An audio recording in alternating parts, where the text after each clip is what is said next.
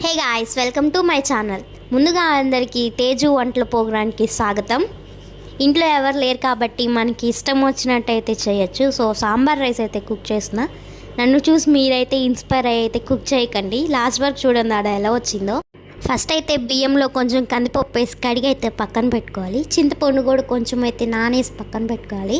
ఇంకా అయిపోయాక tomatoes, onions, పచ్చిమిర్చి అయితే కట్ చేసుకొని పక్కన పెట్టుకొని కుక్కర్లో కొంచెం నెయ్యి, కొంచెం నూనె వేసి కొంచెం ఆవాలు, జీలకర్ర, మిరియాలు, ఎండుమిరపకాయ వేసి టమాటాస్, ఆనియన్స్, పచ్చిమిర్చి అయితే వేసి ఫ్రై చేసుకోవాలి కాసేపు.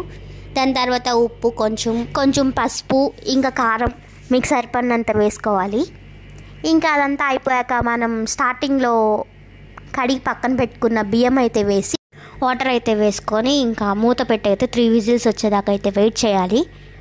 అది ఎలా వచ్చిందో నెక్స్ట్ వీడియోలో చూద్దాం. అంతవరకు నా ఛానల్ని అయితే సబ్స్క్రైబ్ చేసుకోండి, లైక్ చేయండి, షేర్ చేయండి.